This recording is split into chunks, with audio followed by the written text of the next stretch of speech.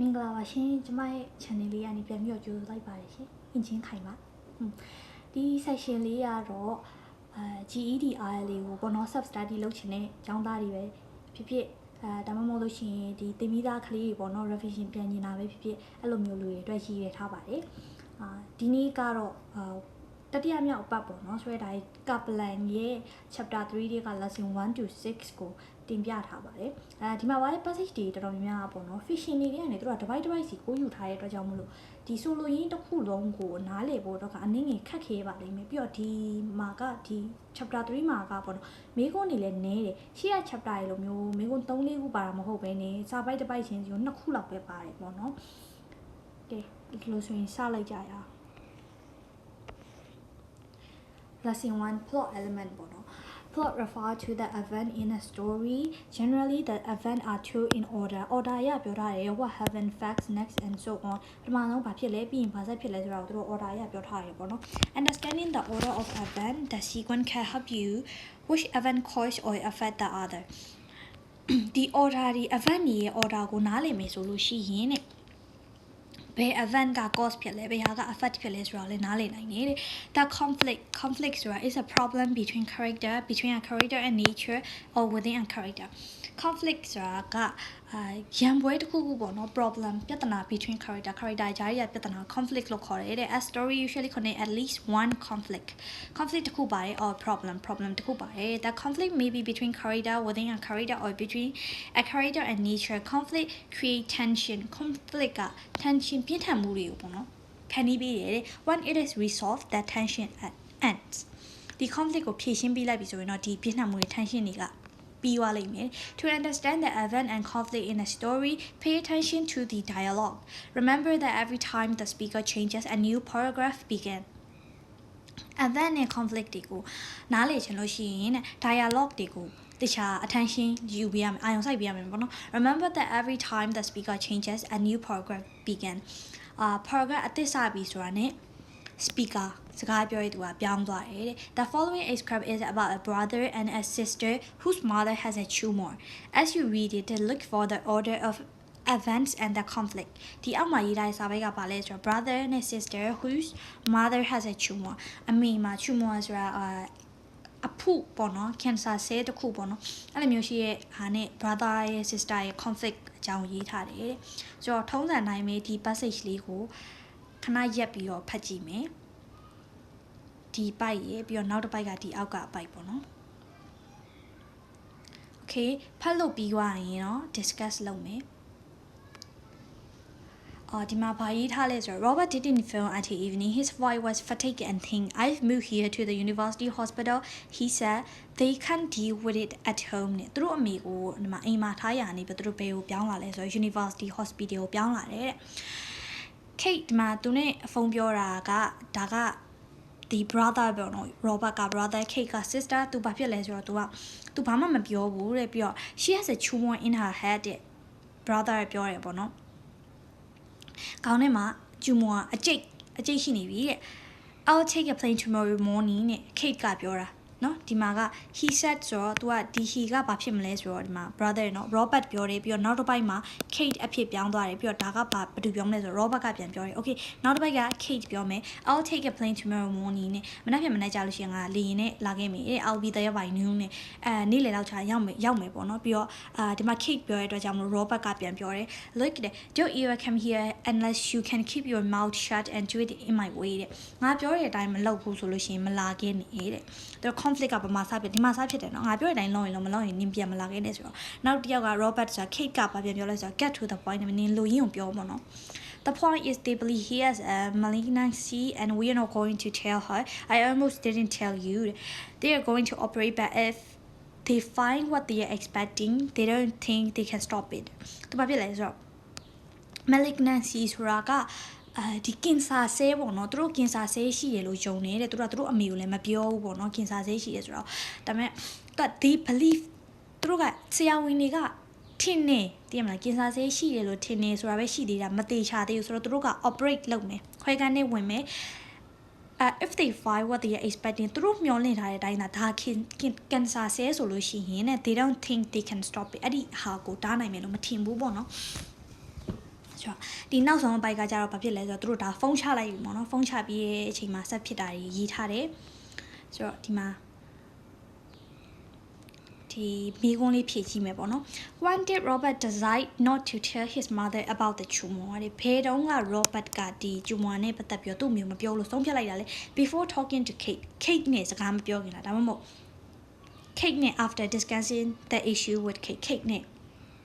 ဒီ issue အကြောင်း discuss လုပ်ပြီးမှလားတဲ့ဆိုတော့အပေါ်မှာရေးထားတဲ့အတိုင်းပဲ तू က Kate ကိုပြောတာ तू မျိုးမပြောဖို့ Kate နဲ့ဖုန်းမပြောခင်တည်းက तू က decide လုပ်ထားရဖြစ်တဲ့အတွက်ကြောင့်မလို့ဒီမှာအဖြေမှန်က number 1ဖြစ်တယ် Sorry which of the following identify a conflict in the excerpt အပေါ်ကပေးထားတဲ့စာပိုက်ထဲမှာပေါ့နော် following identify the conflict ဘယ်ဟာက conflict ဖြစ်မလဲတဲ့ Kate tell Robert she will flying there tomorrow မနေ့ပြန်အဲ့ဒီကိုလာခဲ့မယ်တဲ့လင်းစီးပြီးလာခဲ့မှာပေါ့ Robert tell Kate that she must do as he says ဘယ်တစ်ခုကသူတို့နှစ်ယောက်ရဲ့ဒီ conflict ရန်ပွဲကိုစခဲ့တဲ့အကြောင်းရင်းဖြစ်မလဲပေါ့နော်ဘယ်တစ်ခုက identify လုပ်ပြီးလဲပေါ့နော်ဆိုတော့ number 1ကိုကြည့်အောင် Kate tell Robert that she will fly there tomorrow မနေ့ပြန်ကြရင်လာခဲ့မယ်ဆိုတဲ့အကြောင်းရေးထားတယ်ပေါ့နော်အဲ့ဒီအချိန်မှာသူတို့ပြဿနာတက်လာဒီမှာပြန်ကြည့်မယ်နော်ဒီမှာလေ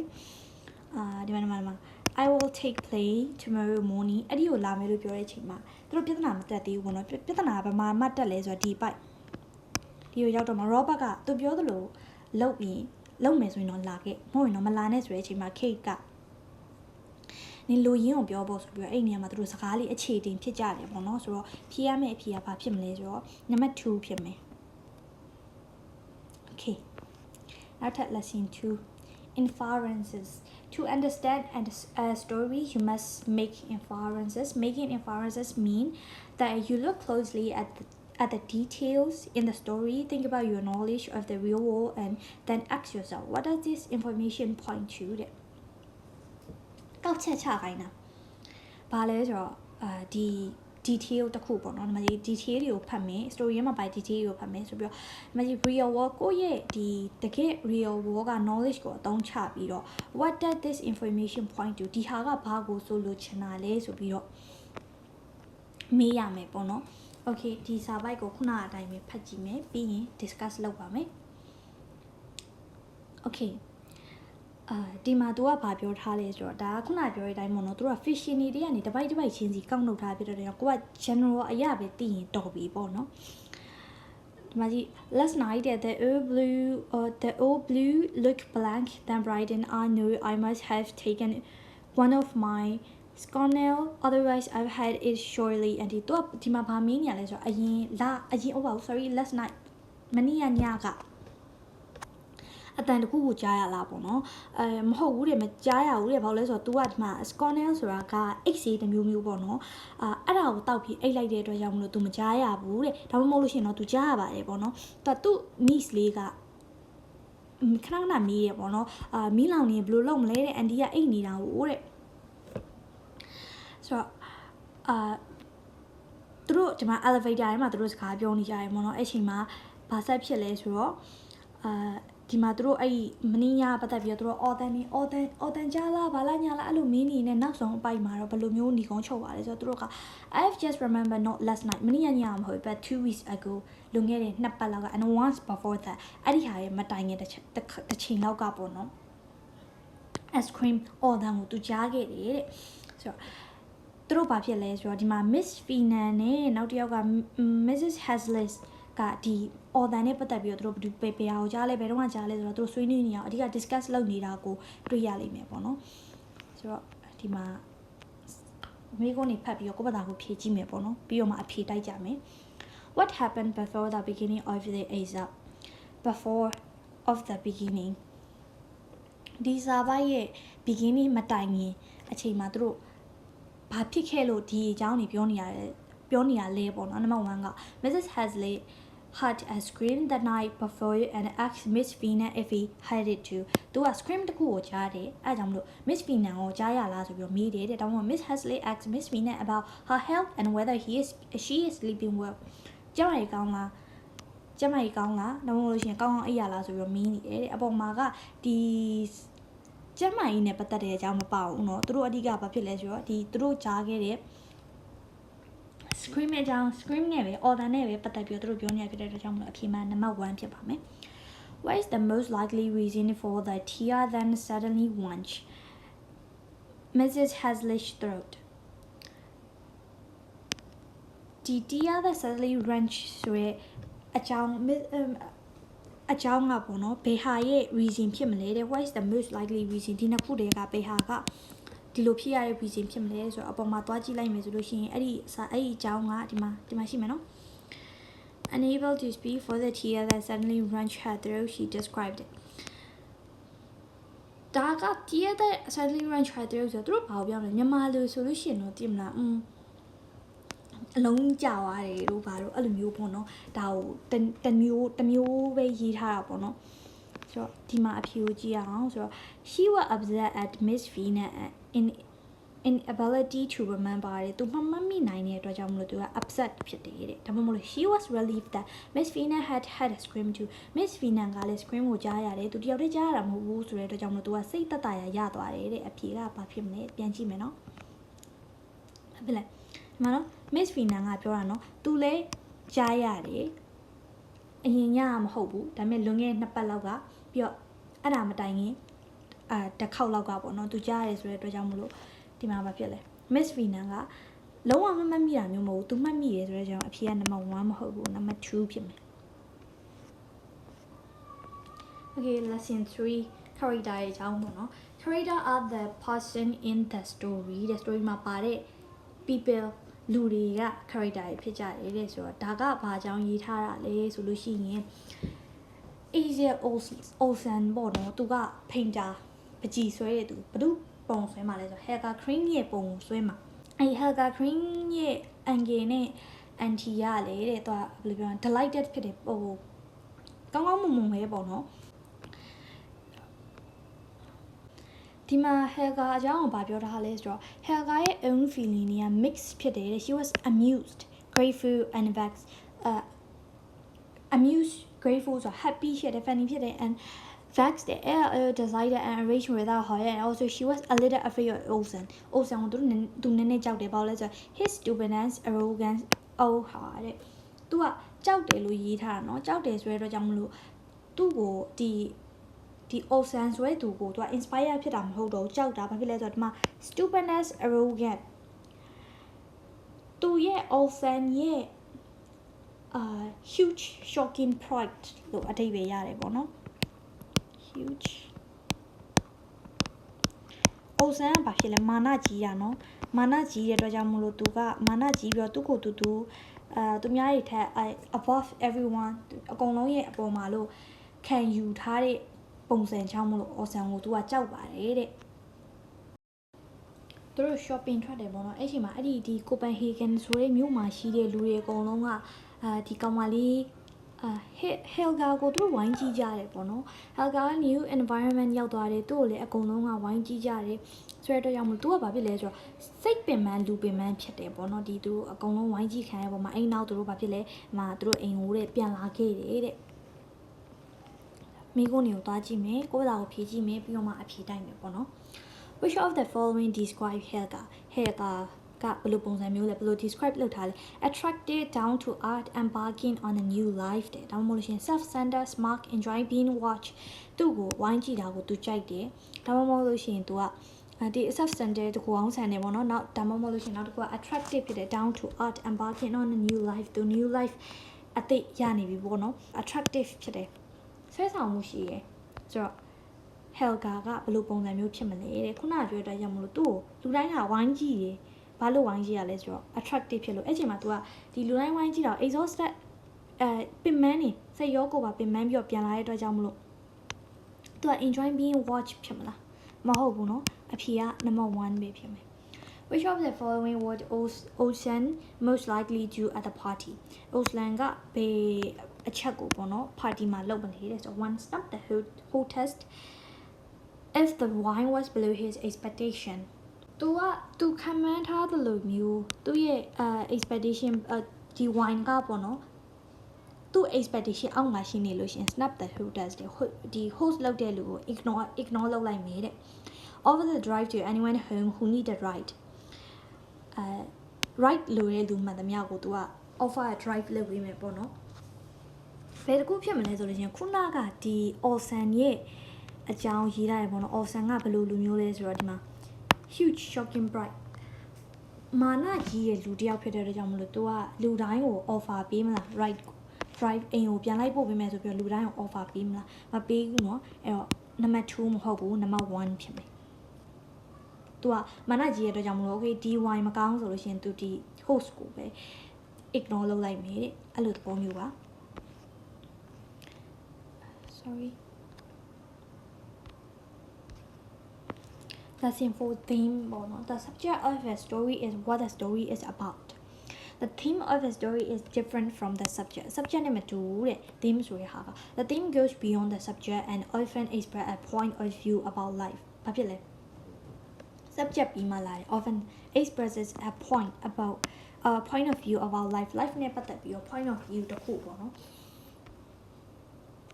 okay ဒါလည်းအတူတူပဲခုနကလို pass လုပ်ပြီးတော့ဖတ်မယ်ပြီးသွားလို့ရှိရင်တော့ဒီစာပိုက်ကြောင်ပြန်ရှင်းပြပါမယ် okay ဒီနေရာမှာဆိုလို့ရှိရင်ဘာဖြစ်လဲဆိုတော့ doctor နဲ့ဘသူနဲ့စကားပြောနေရလေMary ဆိုတဲ့အမျိုးသမီးကစကားပြောနေဒါကဒီသူ့ရဲ့ fiction ပေါ့နော် fiction ကိုဖတ်ချင်အပြင် Mary ကဘသူလဲဆိုတော့ဒီနောက်ပိုင်းမှာလာမဲ့ဒီ Roski ပေါ့နော် Roski ရဲ့အမျိုးသမီးဖြစ်တယ်သူတို့ညောင်စကားပြောနေတယ်စကားပြောနေတဲ့အချိန်မှာဆရာဝန်ကဆရာဝန်ကိုဒီ Mary ကဘာပြောလိုက်လဲဆိုတော့ဒီမှာကြည့်ဘာလို့လက်မထပ်သေးရလဲတဲ့လက်မထပ်သေးရလဲဆိုရဲအကြောင်း worry about you ရငါတို့မင်းကိုစိတ်ပူတယ်ပေါ့နော်အဲ့အကြောင်းကိုသူကပြောလိုက်တယ်တဲ့အဲ့ဒီနောက်ပိုင်းမှာဆရာဝန်ကသူဒီ gossip ပါဒီတောင်းမှရှိတဲ့အတင်းတောက်ရတဲ့သူတွေက gossip ကိုကြားလိုက် gossip ကိုကြားလိုက်ဆိုတော့ဘာလဲဆိုတော့သူတို့ကRoski တို့မိသားစုကတဲ့ဒီမှာနော် didn't get on faster သူတို့ဘာဖြစ်လဲ Roski တို့မိသားစုကပတ်စံတိတ်မရှိဘူးပေါ့ပတ်စံလည်းတိတ်မရှာနိုင်ဘူးမြို့တွေကလူတွေက success ဆိုတာကသူတို့အနေနဲ့ပတ်စံဒါမှမဟုတ်လို့ရှင် progress တခုပေါ့နော်အဲ့မဲ့အဲ့ချိန်မှာ Roski တို့ကဘယ်လိုခံယူထားလဲဆိုလို့ရှိရင်တဲ့ success ဆိုတာကတဲ့ love အချစ်ပေါ့နော်ဒါမှမဟုတ် family မိသားစု maybe peace အဲ့လိုမျိုးလို့သူတို့ကခံယူထားတယ်ပေါ့နော်အဲ့လိုခံယူထားတာကိုဘာဖြစ်လဲဆိုတော့ဒီ doctor ကမြင်ရတယ်ပေါ့နော်ဆိုတော့ doctor ကဒီနေရာမှာဗာပြောလဲဆိုတော့ဒီမှာRoski တို့မိသားစုက never go ahead much တဲ့ပတ်စံလည်းအများကြီးမရဘူး maybe you couldn't enjoy your life and put it into the bank too ဘာလို့လဲဆိုတော့ပုတ်နှစ်ခုလုံးမရဘူးပေါ့နော်ပြောဗာလဲ life ကိုလည်း enjoy လုပ်ရမယ်ပတ်စံလေးလိုချင်တဲ့ပတ်စံလေးအများကြီးရှိတယ်အဲ့လိုမျိုးနှစ်ခုမရဘဲနဲ့ဘာဖြစ်လဲဆိုတော့တစ်ခုပဲရမယ်တဲ့အဲ့နေရာမှာဒီ doctor ကဘာပြောလဲဆိုတော့ဒီ life နှစ်ခုလုံးကိုတော့လိုချင်လို့မရဘူးတစ်ခုပဲရွေးရမယ်ပေါ့နော် okay နောက်ပြီးတော့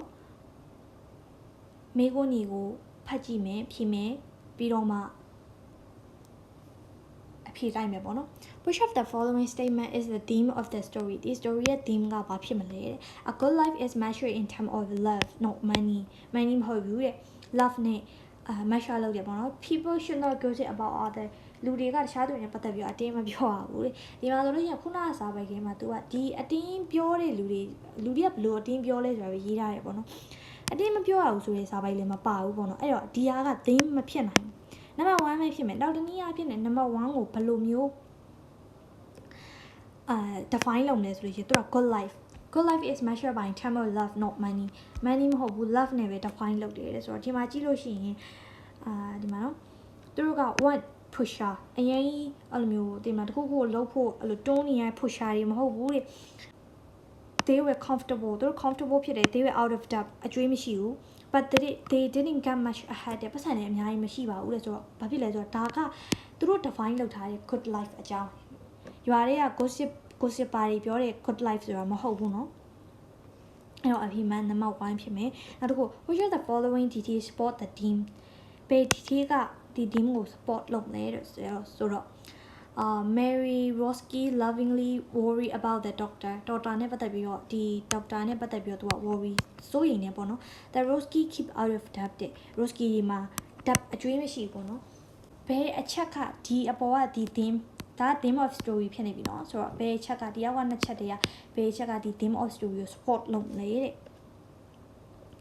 အပေါ်မှာပြန်ကြည့်လို့ရှိရင် measure by love not money love နဲ့define လုပ်ထားတာဖြစ်တဲ့အတွက်ကြောင့်မလို့အောက်ကအဖြေကဒီ number 1ဖြစ်မယ်နော်ဘာလို့လဲဆိုတော့ number 2က keep out of that ဆိုတာသူတို့ကအကျွေးမရှိဘူးသားဆိုရယ်ဒီသူတို့မှမရှိရဲ့အကျွေးကဒီ theme ကို support မလုပ်ဘူးလောက်တာပါလဲဆိုတော့ဒီမှာလေ lovingly worry about the doctor သူတို့က doctor ကိုဒီ doctor ကိုချစ်လို့စိုးရိမ်နေအဲ့တော့ doctor အိမ်အောင်မကြသေးဘူးလားအိမ်အောင်မယူသေးဘူးလားအဲ့လိုမျိုးမေးတယ်တဲ့ now lesson တစ်ခုတောင်းမယ်ပေါ့နော် lesson 5 style and point of view right ဒါမှ many choice တွေအများကြီးရှိရယ် one deciding how to write a story story ကိုဘယ်လိုမျိုးရေးမလဲဆိုတာ a writer may use long complex sentences ရှည်တဲ့ complex ဖြစ်တဲ့ sentence တွေရေးမယ်ဒါမှမဟုတ် short clip sentences တိုတဲ့ sentence တွေတိုပြီးတော့ရှင်းတဲ့ sentence တွေကိုလည်းရေးရင်မှာ anything in between a writer may use flowery or formal language တောင်းမယ်ဒါမှမဟုတ် slang or spoken dialect one writer may use vivid images or symbol while other writes a plain spare story. The individual characteristics that a writer chooses, sentence structure, a choice of a word, use of images, and other devices are all part of the writer's style. ဒါတွေကဘာလဲဆိုတော့ writer ရဲ့ style ရဲ့ style တွေဖြစ်ကြတယ်ဒီမှာသူတို့မြင်သာတဲ့ image တွေ symbol တွေတောင်းရင်တောင်းမယ်စာကြောင်းတွေကရှင်းနေရှင်းမယ်တိုးရင်လည်းတိုးမယ်ဒါမှမဟုတ်ရှင် formal language နဲ့လည်းရေးရင်မယ် slang တွေလည်းပါရင်ပါမယ်ပေါ့နော်အဲ့ဒါတွေက writer တွေရဲ့ writing style တွေဖြစ်တယ် Another choice a writer make is which point of view to write from ဘယ် point of view ကနေသူတို့ရေးရမလဲ Well the narrator will be the author of the story ဒီ narrator က story ရဲ့အပြင်ကလူဖြစ်မလား watching and revealing the characters action and perhaps even their thoughts and feeling If so ဒါမှမဟုတ်ရှင် the writer will use third person ကိုသုံးမယ် point of view or will the narrator be a character in a story ဒီပုံမြင်ပြောတဲ့သူပေါ့နော် narrator က a character in the story မှာရှိတဲ့ character ပဲလားဒါမှမဟုတ်လို့ရှင် third person အနေနဲ့ပဲရေးမလား story ရဲ့ outside ကနေနဲ့ပဲရေးမလား in this case ဒီ case ဒီအောက်ကပြထားတဲ့ case မှာဆိုလို့ရှင် the writer will be use first person point of view first person point of view အနေနဲ့သူရေးထားတယ်ပေါ့နော်အဲ့တော့စာပိုက်လေးကိုဖတ်ကြည့်အောင်ဒီစာပိုက်ကဆိုလို့ရှင်သူ့ရဲ့စာအုပ်နာမည်ကstolen horses လာမသိဘူးဒီကပလန်ထဲမှာတော့ဒီလိုအောက်နားလေးမှာသူတို့ရေးထားတယ်ပေါ့နော်ဘယ်စာအုပ်ကနေသူတို့ကူးယူပြီးဖော်ပြထားပါတယ်ဆိုပြီးတော့ဒီမှာပြောရဲ the only part of night I recall without feeling angry or sadness is loading the horse တွေကို loading the horse ဆိုတာတင်လာတာပေါ့နော်ဒီမှာသူတို့ကဘာအကြောင်းပြောနေလဲဆိုတော့မပြောပြသေးဘူး the only part of the night ဒီ night ရဲ့ part တစ်ခုကအချိန်တစ်ခုကပေါ့နော် I recall without feeling angry without feeling anger or sadness သူ recall ပြန်လုပ်နေတာเนาะဒါတွေကအရေးကြီးတယ်เนาะသူ recall ပြန်လုပ်နေတာဘာဖြစ်လဲဒေါသမပါပဲဒီ one name မပါဘဲနဲ့ recall ပြန်လုပ်နိုင်တဲ့အပိုင်းကတော့ဒီအောက်ကအပိုင်းပဲဖြစ်တယ်တဲ့ဆိုတော့ဒီအောက်မှာသူဘာဖြစ်လဲဆိုတော့ဒီမှာ Andy နောက်တစ်ယောက်ကဒီသူတကယ်ချင်း2ယောက်ပါတယ်ပေါ့နော် Brad နဲ့ at ဒီ then at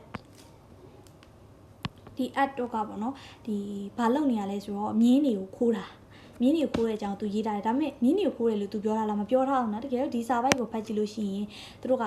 မြင်းခိုးတယ်ဆိုပြီးတော့ဓာတ်ရိုက်မရေးဘဲနဲ့တွေ့ဝိုက်ပြီးတော့ရေးထားတာတင်မလားမြင်းတွေကိုဘယ်လိုလုပ်တယ်ဘယ်ဟာလုပ်တယ်ပြီးသွားလို့ရှိရင်သူတို့ဒီမှာman လူကြီးတယောက်ပါတယ်သူ့ရဲ့ကားပေါ်ကိုသူတို့တင်တယ်ပေါ့နော်အဲ့လိုမျိုးအနေနဲ့သူရေးထားတာတဲ့ဆိုတော့တကယ်တော့ဒီဟာရဲ့အဓိကအကြောင်းရပါလဲဆိုတော့ဒီ3ယောက်ပေါ့နော်ဒီ Andy ရဲ့ Brad ရဲ့ Ed ရဲ့ကမြင်းခိုးတဲ့အကြောင်းပဲ What is the effect of the order description of the horses ဒီမြင်းနေနဲ့ပတ်သက်ပြီးတော့ effect ကဘာဖြစ်မလဲတဲ့ဆိုတော့ it create a depth of feeling for the horses vitality ဆိုတာဒီအသက်ရှင်အသက်နဲ့ဆိုင်တဲ့ကိစ္စပေါ့နော်မြင်းနေရဲ့အသက်နဲ့ဆိုင်တဲ့ကိစ္စပတ်သက်ပြီးတော့ depth of feeling deep feeling ပေါ့နော် feeling တော်တော်နဲ့ဆိုင်ခံစားမှုတွေရှိတယ်တဲ့ effect ကိုမိတာနော် it provide insight into what character are doing what the character are doing character ကဘာလုပ်နေလဲ character တွေကဘာလုပ်နေလဲဆိုတာကိုဖော်ပြထားတယ်တဲ့အဲ့တော့ဒီအပေါ်မှာပါတဲ့စာပိုက်ရဲ့ effect ကဘာဖြစ်မလဲဆိုတော့ခုနကပြောတဲ့အတိုင်းမို့လို့ဒီအရေးကြီးရဆိုရင်ဒီစာပိုက်နော် the only part သူတို့ဘာဖြစ်လဲဒီမှာ I recall without angry and sadness တဲ့ပြောရလို့ရှိရင်ဒီ feeling နှစ်ခုကဘာ feeling ဖြစ်မလဲဆိုတော့ regret နော် regret မပါဘဲနဲ့သူပြန်ပြီးတော့ recall ခေါ်လို့ရတဲ့အပိုင်းကမြင်းတွေကိုခိုးနေတဲ့အချိန်ပဲပေါ့နော်ပြီးရင်အဲ့ဒါပြီးသွားရင်တော့သူတို့ကမြင်းတွေကိုဒီ မင်းချန်နေရနေအဲ့လိုကားပေါ်တင်နေတဲ့အချိန်လုံးချင်းလုံနေတဲ့အချိန်မှာပေါ့နော်အဲ့ဒါပြီးသွားလို့ရှင်တို့ဘာဆက်ဖြစ်မလဲဆိုတော့ဒီမင်းတွေကိုရောင်းစားတာလည်းဖြစ်နိုင်တယ်ဒါမှမဟုတ် slaughter ဆိုရဲတားတက်ယုံပို့တာလည်းဖြစ်နိုင်တယ်ပေါ့နော်အဲ့တော့ဒီမှာအခြေအနေကဒီဟာရဲ့ effect ကဘာဖြစ်မလဲခုနကအပေါ်မှာပြောရတဲ့အတိုင်းဒီ narrator က regret ကိုခံစားရတာဖြစ်တဲ့အတွက်ကြောင့်မလို့ဒါက depth of feeling ဖြစ်မယ်နံပါတ်2မဟုတ်ဘူးเนาะWhich of the following indicates that the narrator is a character and so we can know only his thought. Narrator က character ဆိုတဲ့ဟာကိုဘေးစာကြောင်းကဖော်ပြထားတယ်လေပေါ့နော်ဘေးစာကြောင်းကိုကြည်ချင်းအဖြစ်နဲ့ narrator က character ဆိုတော့သိနိုင်လေ The only part of the night I recall then it brought up a second punch ဘယ်တစ်ခုဖြစ်မလဲဆိုတော့ဒီနေရာမှာ clue ရှိရနော် clue ကဘာဖြစ်မလဲ I ဆိုတဲ့ဟာလေးပေါ့နော်အဲ့ဒါကိုကြည့်ရနေတယ် narrator ကဒီပြောပုံမြင်ကိုပြောနေတဲ့သူက character ဖြစ်တယ်ဆိုတာကိုသိနိုင်တယ် only his thought သူ့ရဲ့အတွေးကိုမြင်တာနဲ့ဘယ်ဟာကအမှန်လဲဆိုတာပေါ့နော်ဆိုတော့အဖြေက number 1ဖြစ်မယ် Okay lesson 6နောက်ဆုံး lesson ဆိုရပေါ့နော်ဒါပြီးရင်ပြီးပြီပေါ့ Figurative language refer to words that are being used to mean something other than their actual literal meaning သူတို့ရဲ့ actual meaning ထက်တခြားဟာကို mean လို့ဖို့ mean something other than their actual and literal meaning သူရဲ့တကယ် meaning မဟုတ်ဘူးပေါ့နော် Writer and poet use figurative language to help paint a mental picture in the reader mind reader ရဲ့စိတ်ထဲမှာဘာဖြစ်လဲ mental picture ကိုဆွဲဖို့အတွက်ဒီ figurative language ကိုသုံးတယ် Instead of saying his voice was soothing and pleasing for example a writer might say his voice was like velvet သူ့ရဲ့အတန်က soothing ဖြစ်တယ်ဒါမှမဟုတ် pleasing ကျဉ်တ်စေတဲ့အဲ့လိုမျိုးသိမလားကောင်းနေဆိုတဲ့ဟာကိုဒီလိုမျိုးရှင်းမရေးဘဲနဲ့သူတို့ figurative language အရာဘယ်လိုသုံးလဲဆို his voice was like velvet သူ့အတန်က velvet နဲ့တူတယ်တဲ့ Okay ဒီအောက်မှာသူတို့ poem လေးတစ်ခုပေးထားတယ်ဆိုတော့ဒီ poem လေးကိုဖတ်ကြည့်မယ်ပြီးသွားလို့ရှိရင်ဆွေးနွေးမယ်ပေါ့နော် Okay the school children the children go forward with their little satchels လွယ်အိတ်နဲ့သွားဆိုရသူတို့ဘယ်သွားမကြောက်သွားမှာနော် and all morning the mother have labor အမေကဘာလုပ်ရလဲအလုပ်သွားတယ် together the late apple red and gold like word of another language ဆိုရအဓိပ္ပာယ်ဘာဖြစ်လဲဆိုတော့ဒီခလေးအမေကလည်းအလုပ်သွားတယ်ခလေးကလည်းကြောင်းသွားတယ်ဆိုတော့တရားမလို့သူတို့နှစ်ခုကမတူတော့ဘူးပေါ့နော်အဲ့တော့ language တစ်ခုချင်းစီဖြစ်သွားတဲ့သဘောကိုပြောတယ် and on the other shore are those who wait behind great ducks to receive these offering ဒီခလေးတွေ to receive these offering ဆိုတာကဒီခလေးတွေကိုပြောတာနော်ခလေးတွေလာဖို့အတွက် great ducks ရဲ့နောက်မှာဒီ great ducks ဆိုရဲ့အဓိပ္ပာယ်ကဒီနေရာမှာဘာကိုပြောလဲဆို teacher တွေကိုပြောတာနော်ခလေးတွေကိုကျောင်းသွားတယ်စာသင်ပြီးကို teacher တွေအဲ့ဒါ on the other shore က teacher ဒီဆရာမတွေကိုပြောတာပေါ့နော် how early they are the day on which the children hang their overcoat of blue or yellow wool blue or yellow ဆိုတဲ့အဓိပ္ပာယ်ကဒီနေရာမှာဘာဖြစ်သွားမလဲဆိုတော့innocent ဖြစ်တာကိုပြောတာပေါ့နော် and the teacher shall instruct them in silence and the mother shall score the orchids from a way out drawing to thumbs up to great limb of the fruit tree bearing to a little ammunition ဘာပြောထားလဲဆိုတော့မိဘတွေကမိဘတွေမဟုတ် sorry အမေเนาะအမေက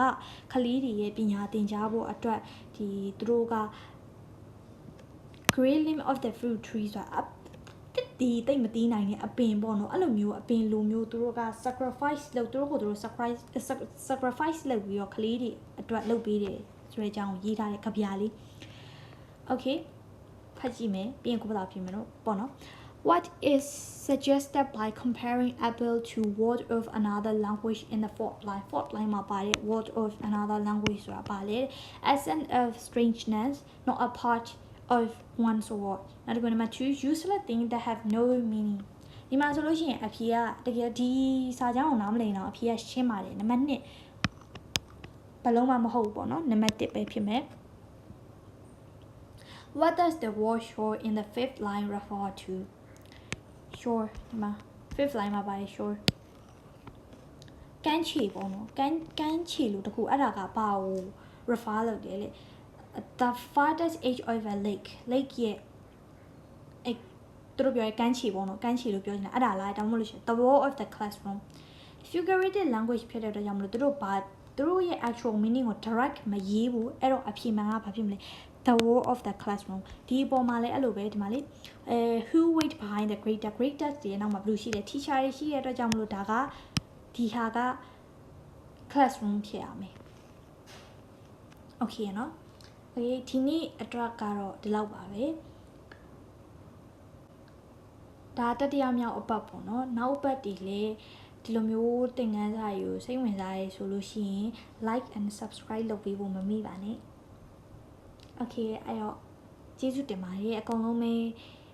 ဘေးကင်းကြပါစေ